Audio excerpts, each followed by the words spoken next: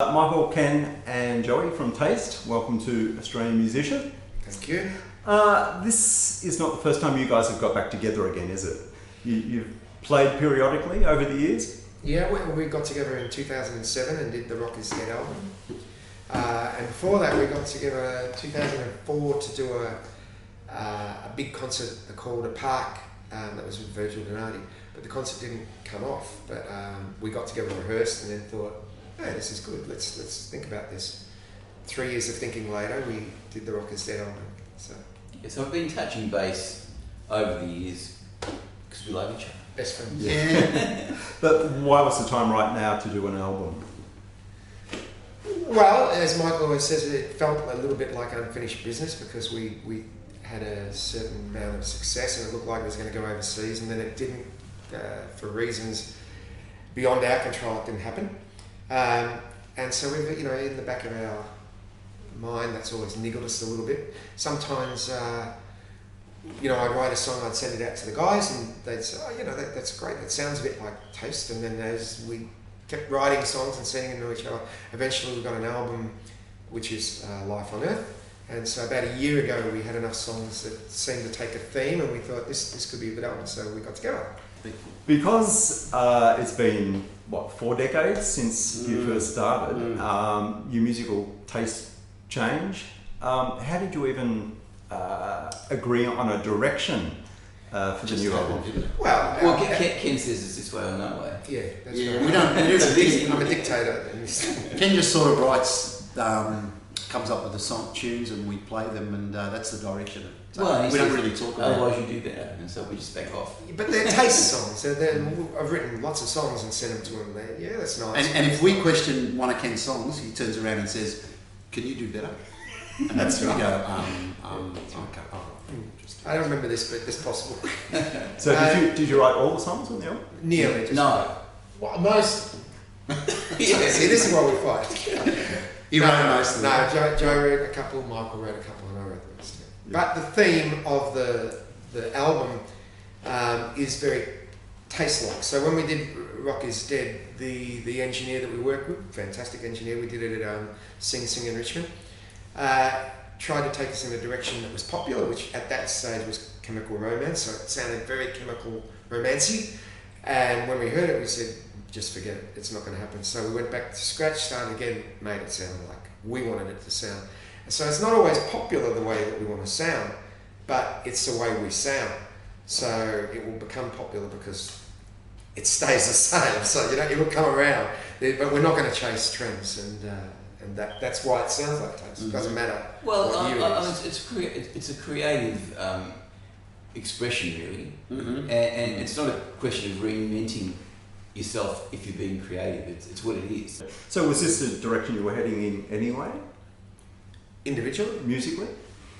Well, I've always been very British in my approach to anything. The band was always Yeah. linked towards the British kind of rockers, the Deep Purples and the Queens, rather than the American. For some reason, unbeknownst to me, we always did. We always have.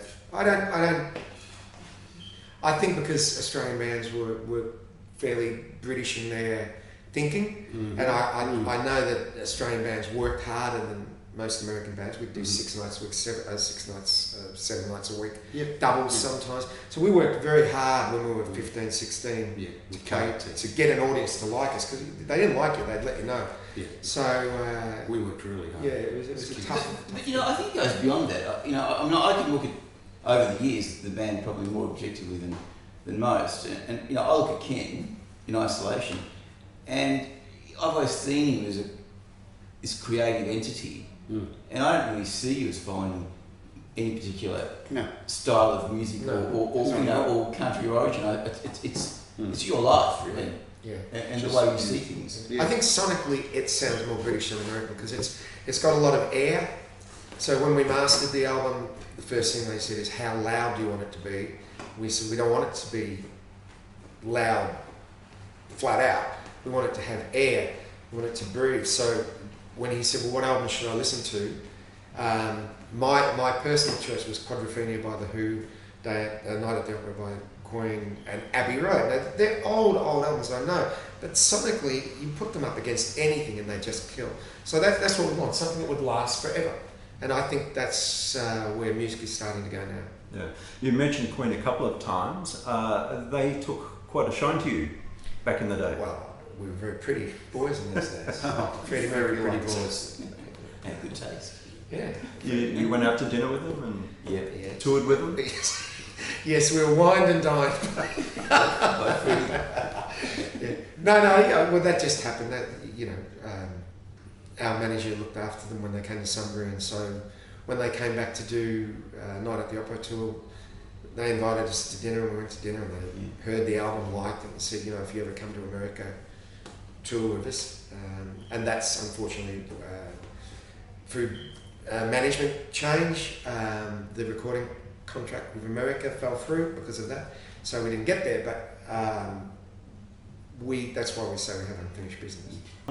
When you reformed the band, obviously Virgil wasn't available. He's a very busy drummer in LA these days. Yes. How did you arrive at Damien? You can take this, Michael. You're the bass player.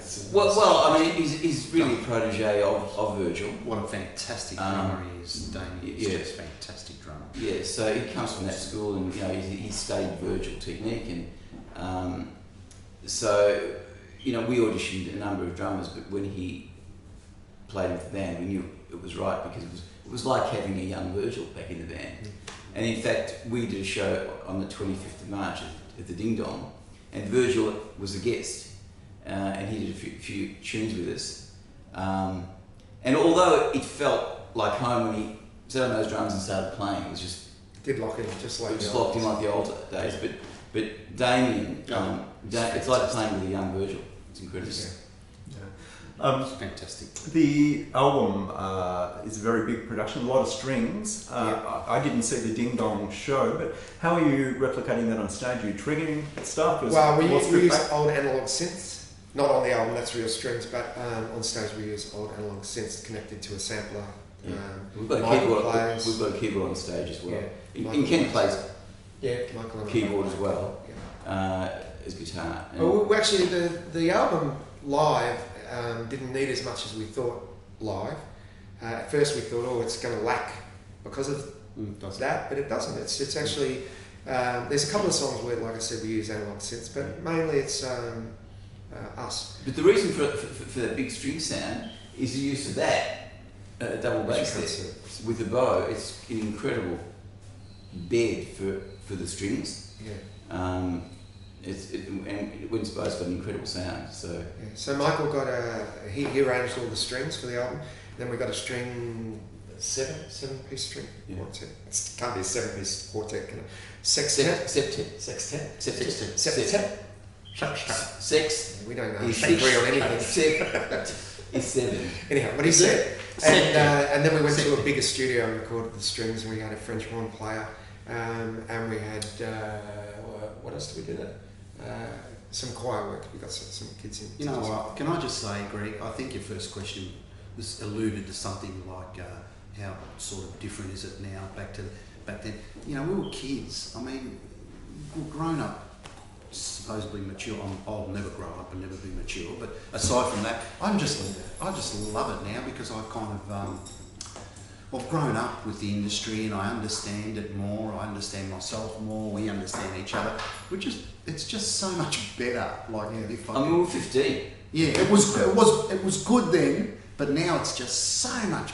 It's just completely different. It's so much better. Like even our interviews, back then it was like, we'll be better. Our voices were higher. Footscray RSL and we get on countdown, and it was all just it's like now it's just so much better. Let's get a bit nerdy and talk about the gear that you use. You like this? Yeah. We'll start with you, Michael. You're the bassist that you used on the album. I use Warwick equipment. I've got a sponsorship with Warwick, and actually a Mark bass cabinet as well. Great equipment, and a Fender Precision bass, and also a Steinberg bass. How old's your Fender? My Fender's I've had since I was about 16, so it's quite old. And I also used my 150-year-old 19th century double bass. I use a 1968 left-handed Telecaster That he's always used. Always had since I was 15. My dad bought it for me for $345. Off B. Girdles from Little Red Band. Yeah. I don't really use any pedals there. I basically plug into the amp and it sounds the same no matter what amp it is. Robin Riley from Rose Tattoo said that I could plug into a fridge, it would sound the So same. it doesn't matter what Ken plugs. I use a HK amp. I'm sponsored by HK too. Hughes and Kettner, very, very nice. And I've had every guitar under the sun. And as I say, I don't have any more, but I have these amazing Delman guitars that are locally made. The best. The best guitars ever. They're locally made in Reservoir by a guy called Mick DeLuca, who, Greg, you're originally from Faulkner, I'm from Faulkner, he's originally from Faulkner with us, and like we are, and he just makes the most exquisite guitars. How many of those? Wait until About 4 of them. Wait until you hear it. Delman.com? Yep, Delm. Delman.com.au. Yep, Delm.com.au. DELM. They are just world class, and they have done things for my playing in the last 5 years that I wouldn't think was possible. And what are you playing through? Through a Marshall mainly, whatever's there. Yeah, and whatever they give the me. pod is your main thing I on love stage? it. Well, I did the whole album with the pod, and the sounds on the album are incredible. Yeah. I don't use it on stage. I'd like to, but the pod is just incredible. We should try that sometime. Yeah, it's a kind of a modern way of instead of having a big stack with a big Marshall stack, you can have a little pod now through a little amp, and it can sound amazing. Gone from 7 Marshall stacks to a little. Although you use the PA, you use the PA. Doesn't it? Yeah, I mean you can plug the pod into the PA and just get a huge sound. So again, technology, With this album, there was a lot of scope for you to really go for it, guitar-wise. I know. When you heard the songs, did you know immediately what you were going to play? Or No. did you explore it? Greg, I probably didn't even realise there was so much scope until halfway through when we nearly finished it. I mean, I'd rock up to Ken's and Ken would go, "This is in C," and play, and I'd play. Michael explains it better than about my playing. No, but I mean, it was like this when we met him, 15 in the guitar shop, and Ken actually rang me from the guitar shop. Said, I think we found the 4th member of the band, and he was a little, 15-year-old school kid. He mightn't have even been 15 at that time. Yeah. And Joe, so he played me something over the phone, and I said, "Is he good looking?" And Ken said, "Yeah." I said, "That's our guy." But he came into the studio, we were recording, and he played with Virgil, this virtuosic stuff. He played all over it, straight away. And just recently we were playing, and I said, "Joe, what do you think of when you do that crazy shit, And he said, "Nothing." I said, "Do you think about what you're doing?" I said, "No, I just..." And like I was saying before about the music scene in the 70s, I'm 40 years later, I'm just getting to understand it. I think it's the same with the guitar. I've been playing guitar for 45 odd years, and I'm just beginning to understand it, really. The album's out today. Yes. Then there's a national tour. Yes. Then what with the band? Well, the national tour, we should say it's from the 1st of July to the 16th of July, finishing at the Corner Hotel on the 16th of July. No. So we hope, Well, everybody comes. there's it's getting released Internationally as well, Yeah. Yeah. And France is very interested for some reason. Germany and Japan have always been interested. So, we would like to think that there would be more to it. We're waiting to see what happens with the album, but we think that the album is I don't want to say outside the peppers, but I think it's the album for us. We worked really hard on it, and we love the result. Everyone that we played it to loves it. Yeah. And it's the first album that Ken has produced out of all the Taste albums. We've had in-house producers, outside people walking in, producing our stuff, telling us what we can and what we can't do. And this time around, Ken has done whatever he and we wanted to do, and I'm just so proud of this album. But in terms of the future, I mean, Ken's already writing for the next album, And the Ding Dong gig on the 25th of March with Virgil was audio-visual, so we've recorded it all, and we'll be able to produce a live album as well. So we're mixing it now. yeah, so we've got a lot of material banked up already. And a DVD, that's the other thing. That's what I'm saying. So, yeah, we might DVD with live and history of the band, old clips and stuff. So. After this album, so we've already got that planned. Yeah. And we're already writing songs for another album. So from our point of view, life goes on. Yeah, as taste. It's taste.